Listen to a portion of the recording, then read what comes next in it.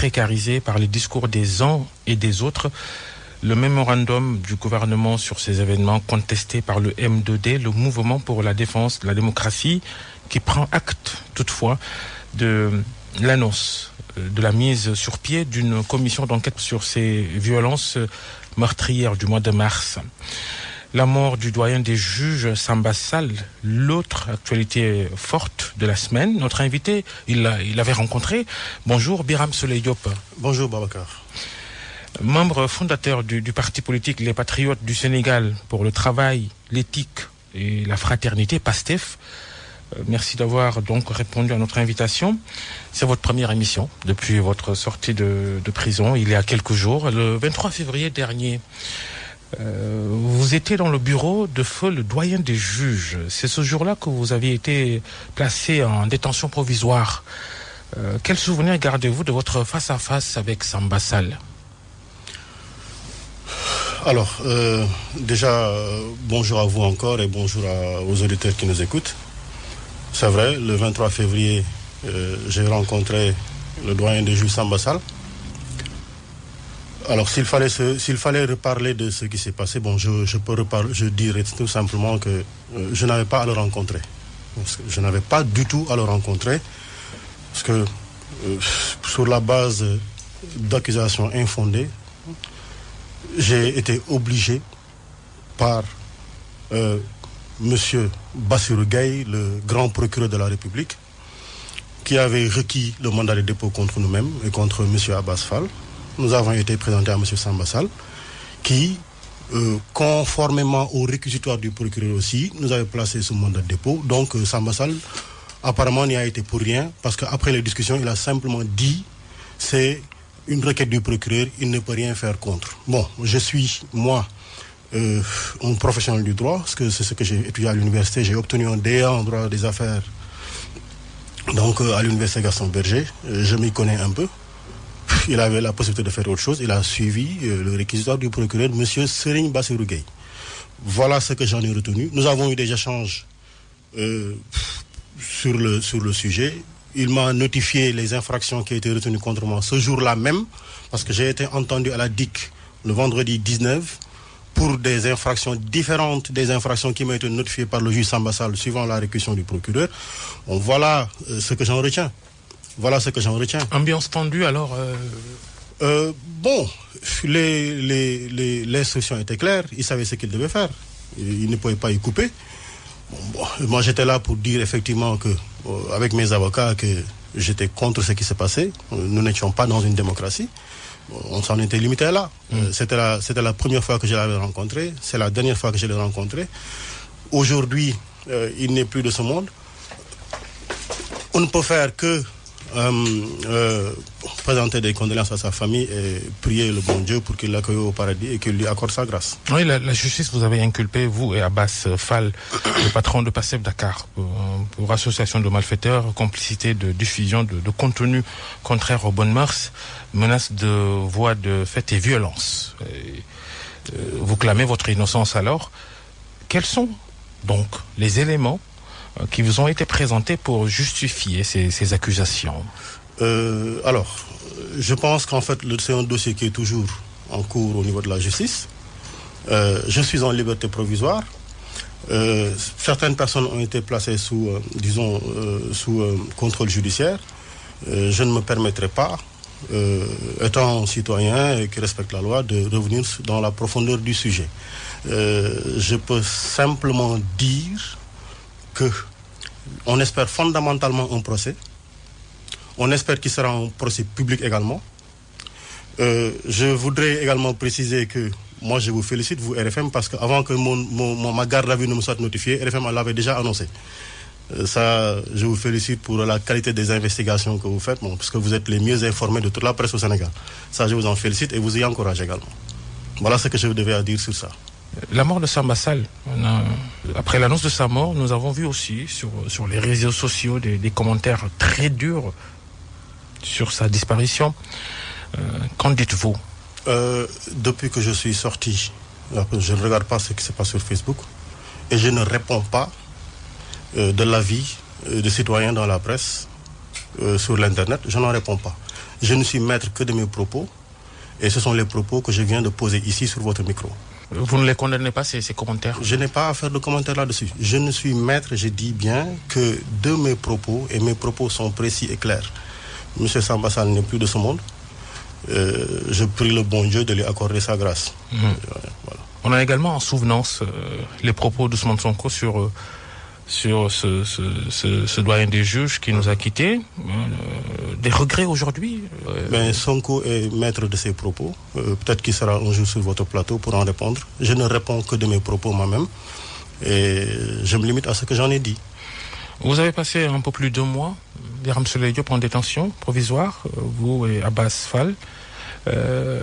Avant d'évoquer les raisons qui vous y ont conduit, raconte-nous à quoi ça ressemble une journée, une nuit dans une prison sénégalaise. Alors, je peux tout de suite dire une expérience enrichissante, vraiment enrichissante. Je le dis en étant très sérieux. Je remercie vraiment Macky Sall, je remercie Serigne Bassirou Gueye de m'avoir permis de découvrir cette réalité-là. Et je dis bien pour 2024, Inch'Allah, quand Ousmane Sonko sera président, il a vraiment du travail. On aura du travail parce que parler de ce qui s'y passe, ça reviendra en fait, disons, à faire une analyse à un triple niveau.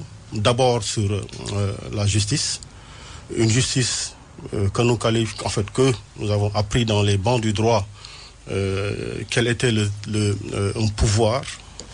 On nous a appris qu'il devait être indépendant. Je pense, pour avoir fait les bancs avec aujourd'hui de brillants magistrats, qu'il cherche à être indépendant, parce que l'indépendance n'est pas un principe, n'est pas un credo, c'est un état d'esprit. Et d'abord, il est l'indépendance du magistrat qui se veut indépendant. C'est un problème de système ou d'homme? Je dis bien... Cette rupture que beaucoup souhaitent dans le fonctionnement de la justice. Je dis bien, je connais, pour avoir fait les bons, j'en connais des magistrats qui aspirent à cette indépendance-là. C'est un état d'esprit. Parce qu'au-delà des gros mots, disons, voilés qu'on en donne, l'indépendance de la justice, on en débat chaque année. On en débat. Alors, donc, le premier problème, c'est... La preuve, c'est une sortie nombreuse de l'Union des magistrats du Sénégal sur la question. On le constate chaque année. Si les professionnels de la magistrature, ces grands professionnels-là, en parlent chaque année pour réclamer cette indépendance-là, on peut nous accorder que dans nos chaumières et dans nos salons, qu'on puisse aussi en débattre. Parce que si c'est un problème chez eux, fondamentalement, ce sera un problème pour le judiciable, comme ils le disent. Alors, le problème, c'est combien parce qu'on a parlé de 11 000 personnes dans les prisons du Sénégal. Mais combien ils sont en tant que prévenus? Parce que y a un mandat de dépôt sur eux. Plus de 70%. À tort ou à raison? Je ne saurais me prononcer là-dessus. Je sais simplement que une personne qui donne des garanties suffisantes, parce que le principe c'est que en fait le mandat de dépôt est l'exception. Quand on donne des garanties de représentativité, on nous connaît, on a un lieu de travail, on a une maison, on est prêt à répondre à une convocation. Fondamentalement, pourquoi aller dormir en prison? Il y a des promesses d'améliorer, de changer de façon de gérer justement toutes ces personnes inculpées, pas de placement sous mandat de dépôt obligatoire. On parle du bracelet électronique qui va bientôt arriver. Des améliorations en vue peut-être? Sans doute.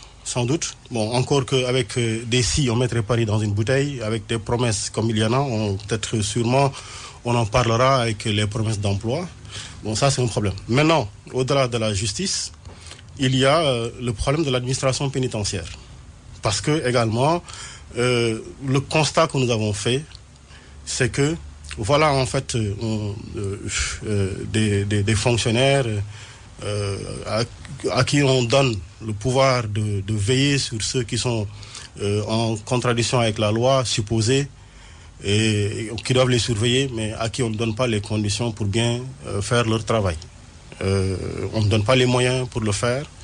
Nous avons constaté auprès de quelques-uns de l'administration pénitentiaire qui font énormément d'efforts pour mettre les détenus et prisonniers dans de bonnes conditions. Énormément d'efforts. Avec les moyens du bord. Avec les moyens du bord. C'est l'occasion de dire, nous avons rencontré ces personnes-là. Nous en avons rencontré aussi, peut-être qui n'ont pas encore compris le véritable sens de leur travail. Parce qu'ils prennent le prisonnier pour un moins que rien, des gros mots, de la maltraitance, même pas un bonjour.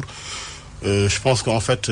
on a entendu un témoignage poignant de Guy-Marie Sagna sur eux. Mais écoute, on était sur place. On était sur place et tout ce que Guy-Marie Sagna a dit est vrai. C'est vrai, c'est des cas d'exception, parce que ce n'est pas toujours des cas que nous constatons, mais les conditions de détention, je parle de la cellule 1, de la chambre 1 du Cap Manuel. Écoutez, on dit qu'il n'est pas passé par cette chambre 1-là, n'a pas fait la prison. Parce que les gens sont 3 personnes... Décrivez-nous, qu'est-ce qui se passe là-bas? Non, en fait, moi, je n'y ai pas été. Je n'y ai pas été, mais ceux qui y ont été, parce qu'en fait, nous ont dit, parce que j'ai partagé une cellule avec quelqu'un qui y a été, qui dit clairement qu'en fait, on est à 3 personnes sur 1 mètre carré. Et qu'il y avait tout, même des attouchements, il y avait tout. Parce que les gens vivaient dans des conditions extrêmement inhumaines. Et ça, c'est au Sénégal. Des attouchements sexuels. Je parle d'attouchements. Bon, voilà, je n'en arrive pas à ça. En tout cas, c'est dit et dit comme ça. D'accord?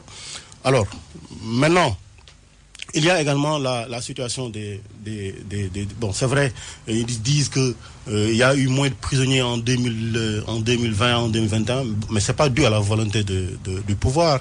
C'est Covid oblige. C'est Covid oblige. Et dans ces conditions-là, parfois les gens ont dit, ben écoutez, s'ils disent que la Covid existe au Sénégal, c'est un mensonge, parce que si les gens vivent dans ces conditions-là et personne n'est tombé malade, il faut se poser des questions. Personne n'a fait d'analyse. J'ai fait 31 jours là-bas, jamais une analyse n'a été faite pour savoir en fait est-ce qu'il y avait des risques ou pas. Jamais. Pas de test ni rien du tout. Absolument rien du tout. Bon, maintenant,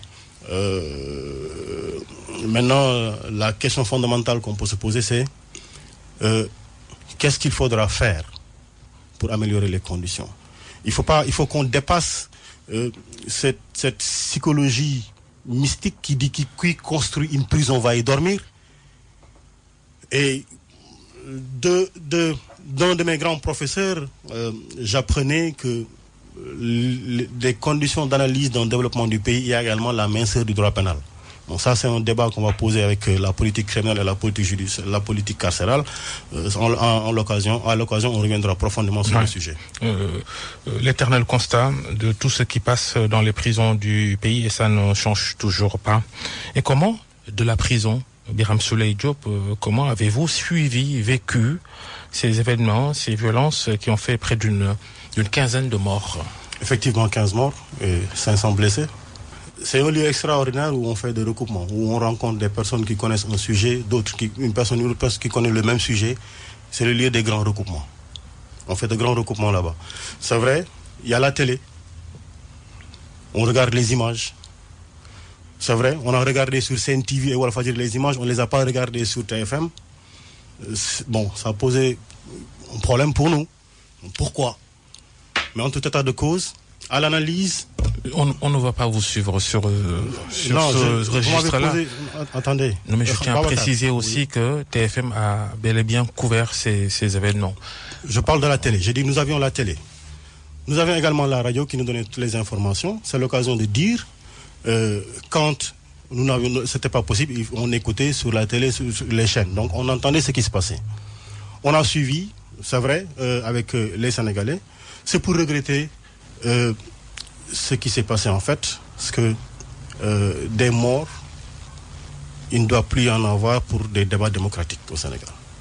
Parce que notre histoire, les combats qui ont été...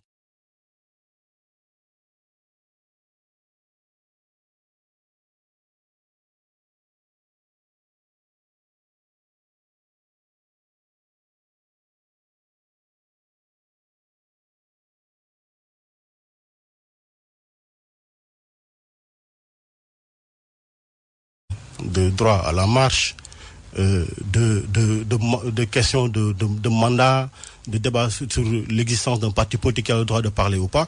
Il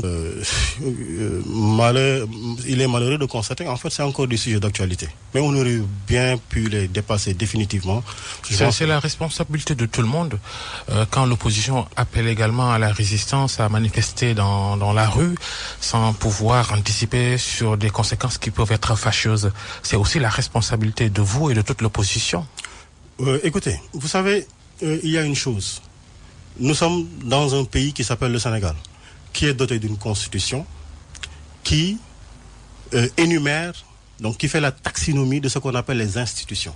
Le président de la République, l'Assemblée nationale, les cours et tribunaux, certaines institutions, et il cite bien l'opposition. Donc c'est dans la constitution qu'on parle de l'opposition. Et dans la constitution, on règle comment doit vivre l'opposition au Sénégal.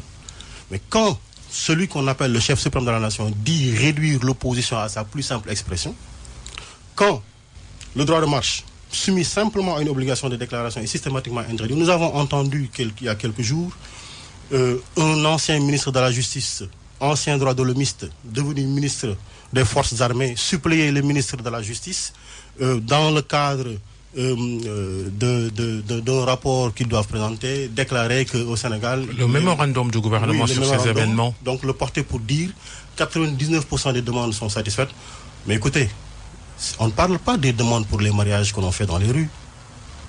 On ne parle pas des demandes que les daïras font pour chanter les louanges des grands khalifs que nous respectons. On ne demande pas on ne parle pas des demandes pour les mariages. On ne parle pas des demandes pour les cimes et autres festivités. On parle des demandes faites par les organisations de la société civile et des organes politiques. Le constat, ils auraient pu approfondir leurs statistiques pour parler des demandes faites par ces organisations-là, pour nous dire que toutes les demandes ont été refusées. C'était ça, en fait, quand on parle de rejet des marches, ce n'est pas les marches qui sont déposées par le daïra auquel j'appartiens ou à vous-même. On parle des demandes faites par les organisations politiques. Ils ne parlent pas de ça. Ils ne parlent pas de ça. Ils parlent de quoi? Ils parlent des manifestations sociales ou politiques. Oui, l'allusion, elle est claire. C'est ce que j'ai dit. Ouais. Quand il dit 99%, nous, on ne parle pas pour les daïras. J'ai dit, faites le total des demandes déposées par les organisations de la société civile et les partis politiques. À 99%, elles ont été rejetées. Bon, c'est vrai, il y a quelques jours, le préfet n'a plus parlé. Les autorisations sont données pour le faire. Peut-être le maître de la souveraineté a dit j'accorde la marche. Mais l'appel à la résistance, pour reprendre votre terme, l'appel à manifester dans la rue avec comme conséquence des dégâts matériels et des pertes en vies humaines. Babacar, vous savez, je disais tout à l'heure que nous sommes dans un pays dit démocratique où les gens doivent respirer.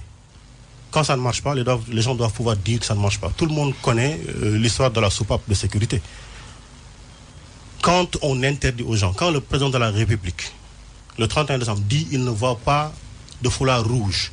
Vous savez, Abdoulaye Wade avait réussi quelque chose d'extraordinaire. Parce que lui, il avait trouvé un moyen extraordinaire pour savoir que les gens ne sont pas contents. Le foulard rouge. Et il n'y avait absolument rien du tout. Quand on interdit les marches, quand vous parlez dans la presse, on vous dit vous avez insulté le président. Alors que lui, il est président de parti et président de la République. Quand vous parlez de Macky Sall, on dit vous avez parlé du président de la République, article 80. Quand vous êtes opposition, on vous réduit à la plus simple expression. Quand on parle de dialogue national, il décide lui, parce qu'il décide lui et impose ses décisions. Mais où est-ce que, bon Dieu, vous allez trouver une plage pour vous exprimer? Vous avez décidé de ne pas participer à ce dialogue-là? Oui. Non, mais écoutez, je parle de dialogue. C'était l'occasion peut-être d'étaler toutes ces revendications, non? Non, mais écoutez, Macky Sall a les plus grandes oreilles du Sénégal parce qu'en fait, il a les renseignements généraux pour savoir ce qui se passe. Il lit toutes les notes d'information. Chaque jour, il dort avec ces informations-là. Écoutez, le dire aujourd'hui est redondant, il sait ce qui se passe. Il sait très bien ce qui se passe. Est-ce qu'il a la volonté d'apporter les réponses? Il faut lui poser la question. Et donc, quand on ne peut pas vivre un gentleman agreement, le gouvernement gouverne pendant 365 jours, l'opposition s'oppose pendant 365 jours et qu'on le fasse dans le respect. Parce qu'après tout, vous allez à la paire, j'ai une cousine à la paire, ils ont des parents à Pastef. Quand quelqu'un est décédé, on se retrouve au décès. J'étais à un décès d'un parent hier au point E, mais j'ai retrouvé des responsables de la paire. Hier, je suis allé rencontrer, dire bonjour, en fait, faire la ziara à un marabout. J'y ai rencontré des gens de la paire. Ça veut dire quoi? L'espace politique est un espace où les gens doivent être dans de l'inimitié. On ne doit pas pouvoir se parler là. Alors que le soir, à l'heure de la prière, nous acceptons de nous dormir. Et parfois même, on le fait en cachette. Parce que quand il y a des décès, les gens de la paire ne peuvent pas venir prendre condoléances à quelqu'un qui est connu dans Pastef. Il fallait alors répondre à l'appel du dialogue, Birame Souleye Diop. Mais écoutez, ce dialogue-là, je vous rappelle, le 26 mai 2016 avait été déclaré par Macky Sall journée du dialogue national. Nous avions dit en son temps, c'est une manipulation politique. C'était pour discuter avec ceux qui étaient en train de négocier avec lui. Ce n'était pas pour un dialogue politique. Je rappelle que le 26 mai 2017, il n'y a pas eu cette journée nationale-là. Pourquoi? Ça se limitait à 2016. En 2018, ça n'a pas existé. Ça se limitait en 2016. En 2019, ça n'a pas existé. Ça se limitait à 2016. Mais quand on vous envoie tous ces signaux-là, quand un homme dit, vous, opposition, je vous réduirai à votre plus simple expression. Quand toute sa volonté, c'est de vous détruire et de faire de vous un néant, vous ne pouvez pas lui faire confiance. Et on ne discute pas avec un homme en qui on n'a pas confiance. Maintenant, le Sénégal a une constitution qui organise des cadres où les échanges peuvent se faire. Nous considérons que, en fait, nous, ce qui nous intéresse, c'est que le citoyen sénégalais puisse poser un regard objectif sur ce qui se passe, puisse être un acteur du choix électoral. On dit, nous, ce qui nous intéresse, c'est de véritables... Le refus de rejoindre le dialogue national, mais vous avez participé aux discussions politiques de la commission politique de ce dialogue-là. C'est ça. Ça, c'est politique, c'est organisé par la Constitution qui dit que, par le code électoral qui dit que ces discussions-là doivent avoir lieu pour une définition d'une carte électorale, pour que les citoyens puissent être à disposition de leur carte d'électeur, pour organiser ce schéma-là. Mais ça, on y est. On y est. Maintenant, les discussions ont servi à faire du mouroxon. Mais écoutez, qu'est-ce qu'on a à y faire? La preuve, vous voyez, tous ceux-là qui ont été à la présidentielle, se retrouvent d'un côté.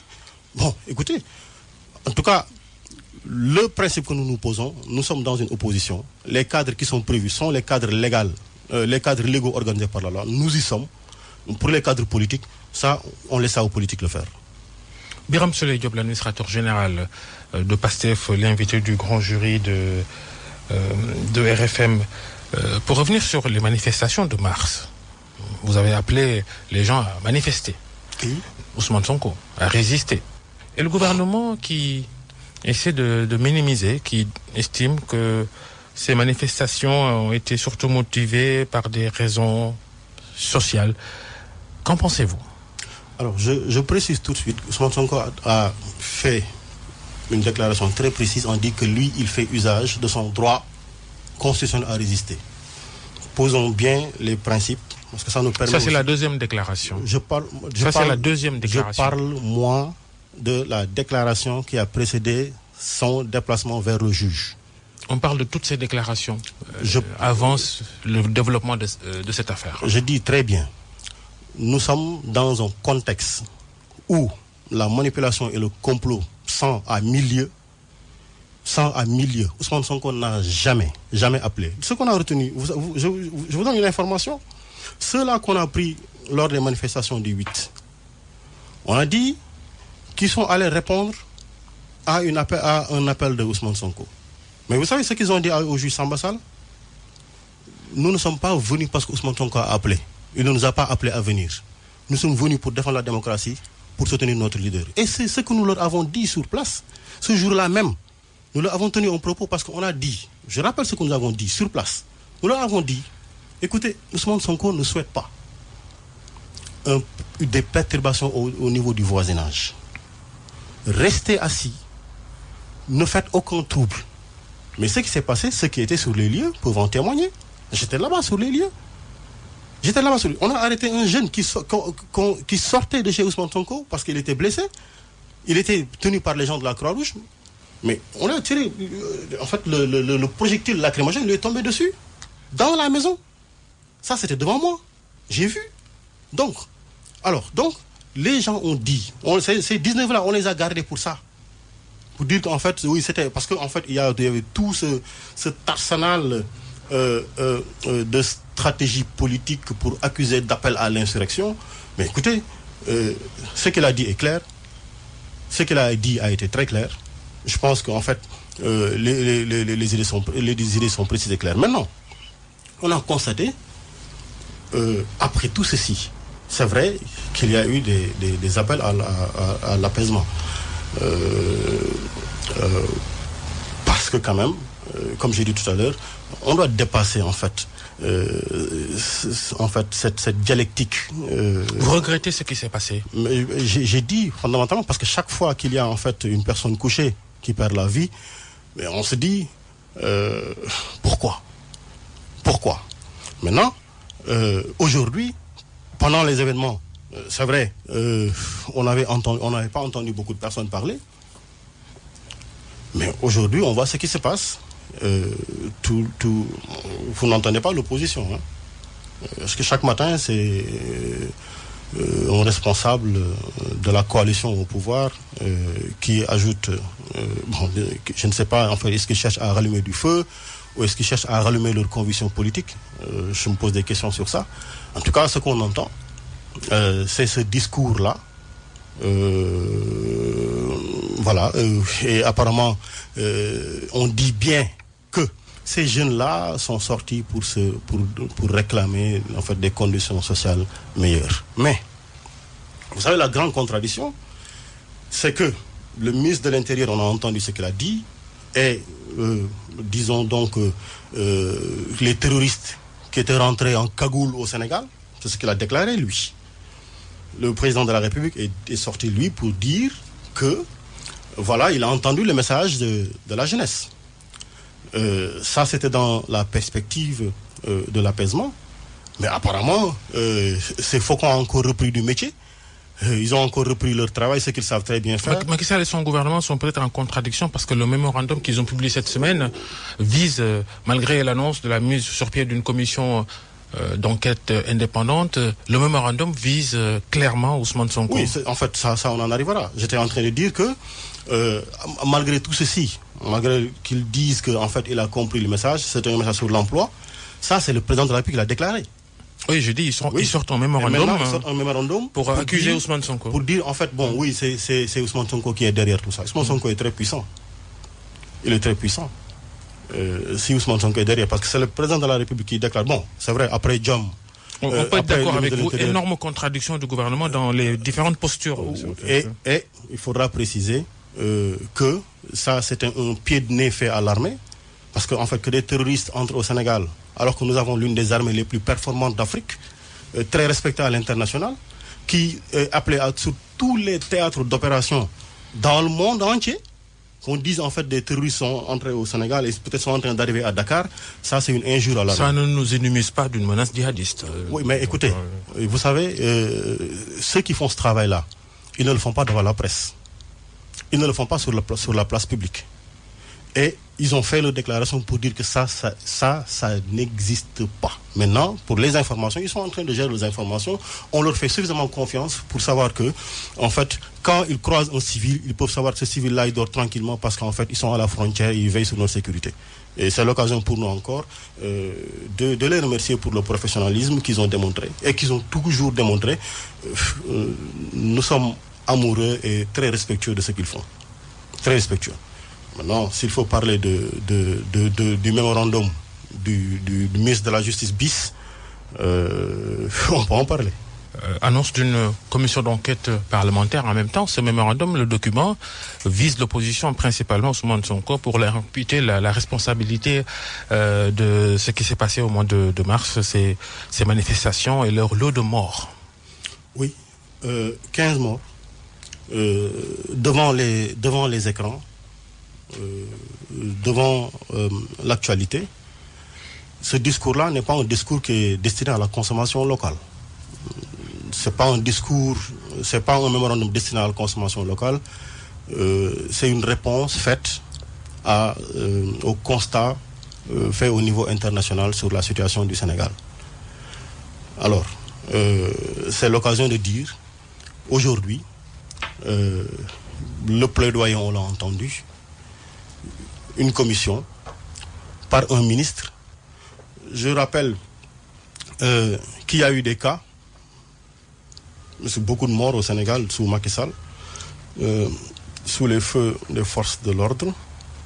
Il n'y a pas eu de commission. Aujourd'hui, on en parle parce que c'est une nécessité. Mais le constat fait, c'est d'abord, je dis bien, en fait, ce n'est pas une réponse pour le Sénégal, c'est une réponse pour l'international et pour Amnesty International qui s'est prononcé sur la situation au niveau des prisons. Maintenant, et la situation des LGBT. Le premier constat que je fais, c'est que le ministre des Forces armées, lui, ancien ministre de la Justice, ancien droit de l'homiste et avocat, donc qui s'y connaît, ne se prononce pas sur la situation LGBT. Donc il choisit les sujets sur lesquels il se prononce. Il faudra se poser des questions pour lesquelles il choisit ces autres sujets-là et pas la situation des LGBT. Est-ce qu'il en est promoteur? Ça, c'est des questions qu'on peut lui poser. Est-ce que sur énormément d'autres sujets? Mais le plus préoccupant, c'est que c'est un ministre du gouvernement. La première analyse qu'il faudrait en faire, c'est en fait une confirmation de la théorie du complot. C'est simple. Pourquoi? Parce que un mémorandum sur autant de pages, pour dire on va faire une enquête, mais écoutez, dans l'enquête, vous pouvez faire votre enquête, mais l'auteur principal est celui-là. Déjà accusé Ousmane Sonko. Oui, mais comme d'habitude d'ailleurs, hein, il ne fait que s'inscrire dans une longue tradition depuis 2014 d'accusation d'Ousmane Sonko. Il est salafiste, il est rebelle, il va fermer les mosquées, voilà, il est sur le foncier, il a 1500 terrains au Sénégal. Bon, c'est une continuation, c'est regrettable. Est-ce que Pastef rejette cette commission d'ores et déjà, puisque le mémorandum accuse Ousmane Sonko? Mais écoutez, on veut faire la vérité. Ça, c'est le M2D qui a fait cette demande-là. Et on souscrit entièrement à la requête du M2D. Mais on dit, on va faire une enquête sur des morts. Parce qu'en fait, il faudra déposer une plainte à l'international. C'est une préoccupation pour eux. Mais qu'ils se rassurent, cette plainte-là sera déposée. Hein. Cette plainte-là sera déposée. Elle sera déposée au Sénégal d'abord parce qu'il faudra... presque impossible, Sidiki Kaba. Oui, enfin, il pense s'y connaître. On lui laisse le choix de ses propres conclusions.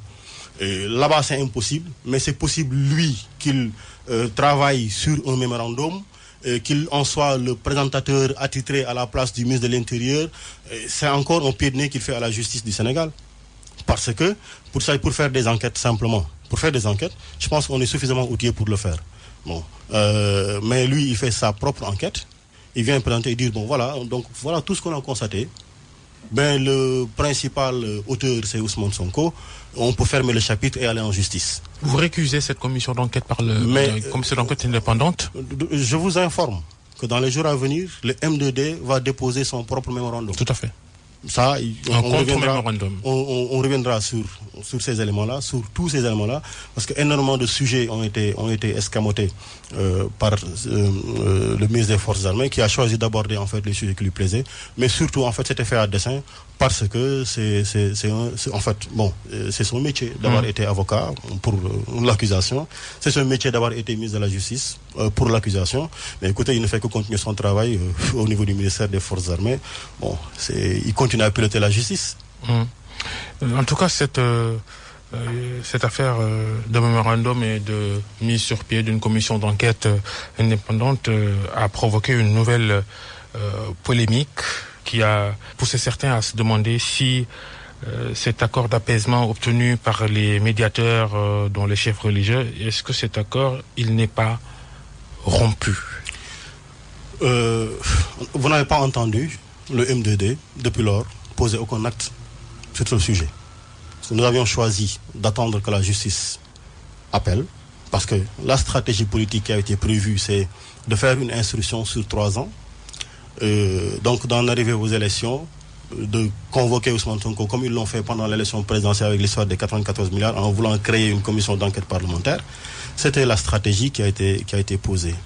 les religieux, alors, ces grands garants de la stabilité sociale ont, au moins pour cette fois, pu obtenir quelque chose d'important pour la stabilité politique et pour la paix de tous. C'est l'occasion d'ailleurs d'encore les remercier pour ce qui a été fait, parce qu'en fait, au-delà de ce qui est vu et entendu, ils ont fait énormément du back-office. Ils ont énormément fait un travail foncier pour aboutir à ce qui a été constaté. On peut tous constater ensemble que depuis lors, au niveau de l'opposition, aucun acte n'est posé. Aucun acte. C'est alors le pouvoir qui piétine cet accord? Mais le constat peut être fait allègrement. Le constat peut être fait allègrement que, depuis lors également, tout ce qui injure, tout ce qui plaide les dossiers, un dossier sur la table du juge, donc un dossier en instruction sur cette table-là, les gens continuent à plaider dans la presse, sur les plateaux, dans les meetings, dans les activités, et c'est en fait à qui mieux dans le gouvernement pour dire bon voilà, en fait nous allons reporter le sujet. Mais écoutez, la conclusion elle est simple. Ils ont décidé de fouler aux pieds, et je me demande même alors quel respect ils ont pour le président de la République, celui-là qui lors de son dernier discours encore a confirmé qu'il était dans cette logique-là. Est-ce qu'il est lui un instigateur silencieux, ou est-ce qu'il est impuissant par rapport en fait à une armée mexicaine sur laquelle en fait il n'a aucun contrôle? Il faut se poser des questions. Mais en tout état de cause, on le constate. Chaque jour qui passe, et ça va continuer, vous allez entendre des directeurs, des ministres qui pensent qu'en fait pour mériter leur poste après leur disparition, il faudra qu'ils ressortent pour alimenter le feu. On le constate ensemble. Vous estimez qu'il foule au pied cet accord? Mais écoutez, c'est clair et net. Ouais. C'est clair et net. Alors, Birame Souleye Diop, nous allons parler des perspectives politiques pour votre parti, votre leader. En début d'émission, vous estimez qu'Ousmane Sonko, en 2024, il sera le prochain président de la République. Vous pensez qu'avec cette affaire judiciaire qu'il oppose à la jeune femme Adji Sarr, il pourra se présenter? Vous ne soupçonnez pas ou vous ne craignez pas que cette procédure judiciaire l'empêche de se présenter en 2024? Je reste convaincu. Donc, en fait, c'était un feu de paille allumé. C'est vrai, ils avaient mis un beau scénario pour décider eux-mêmes des conclusions. Ils ont oublié en fait un élément très important. Le maître de la souveraineté, c'est le peuple. On va sûrement en 2024, si des élections locales sont organisées en 2021, Pastef en sera parti avec les acteurs politiques qui partagent les mêmes convictions, ensemble ou côte à côte. Les élections législatives, aujourd'hui, avec cette perturbation volontaire, parce qu'il faudra qu'on précise également à ceux qui nous écoutent que quand on a parlé d'audit du fichier, ils sont encore tous sortis. Ils ont cette particularité-là. Quand il y a une information, ils attaquent tous les plateaux pour parler du même sujet, dans les mêmes termes, comme s'ils faisaient en fait une dictée préparée, une lecture préparée, pour dire en fait voilà, donc on va reporter parce que c'est l'opposition qui a demandé en fait on audit du fichier, etc. Alors, il est clair et certain que au niveau de cette commission politique-là sur les élections, la demande est précise. On ne peut pas de manière indéfinie proroger les mandats des maires, prolonger les mandats au niveau des conseils départementaux. Pourquoi? En fait, pour satisfaire en fait une préoccupation politique d'être plus fort à un temps T0. Alors, les élections pour l'opposition, c'est décembre 2021. Dans la commission sur le dialogue politique, avant qu'on en arrive à une conclusion concertée, ils sont sortis pour dire en février 2022. C'est quoi ça le dialogue? Est-ce que c'est un dialogue ou quand on pose, vous partez, vous donnez votre avis là-bas et vous venez pour dire non, on peut discuter? Elles auront lieu au plus tard, le 31 janvier 2022. Oui, 31 janvier 2022, oui. Oui, c'est ce qu'ils ont dit. Bon, mais en tout état de cause, on sort de 2022, il y a aujourd'hui donc une troisième prorogation du mandat des maires dans un pays... Des élus locaux, des élus locaux, où on dit, nous sommes dans un pays démocratique où le calendrier électoral est respecté, où, entre guillemets, l'opposition est réduite à sa plus simple expression. Ça c'est une préoccupation majeure. Alors, je pose la question sur la perspective 2024 et les possibles ou improbables obstacles pour Ousmane Sonko de se présenter à cette élection-là. À Pastef, comment vous analysez cette perspective? En fait, les conditions d'une participation d'une élection sont d'ordre légal. Pastef satisfera à toutes ces conditions-là.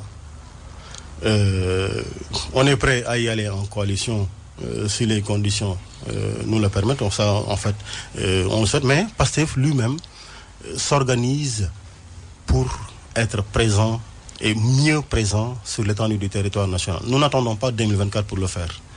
Je ne mettrai pas sur la table l'ensemble de l'organisation que nous déployons. Et nous y sommes sérieusement attachés. Nous le faisons sans tambour ni trompette parce qu'après, au-delà de tout le bruit, les organes chargés de mener ce travail-là ne se prononcent pas sur le débat politique. Ils font un travail au quotidien sur ce que nous leur demandons de faire. Et ils y sont. 2024 arrive. Ils vont continuer. Parce que je dis bien, on dit à nos militants, il faudra être prêt. Il faudra qu'ils soient prêts. Pourquoi? Parce que le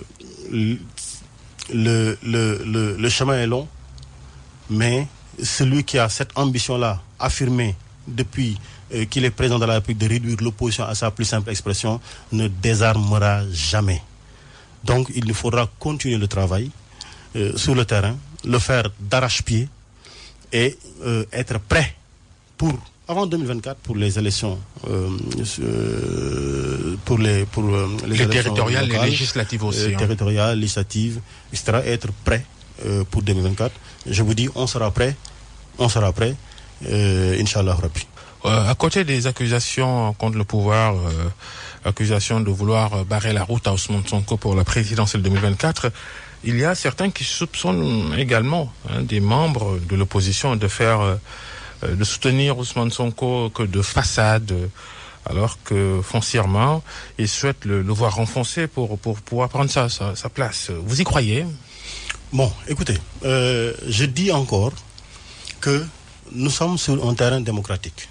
Nous appartenons à une organisation politique qui s'appelle Patriotes du Sénégal pour le travail, l'éthique et la fraternité.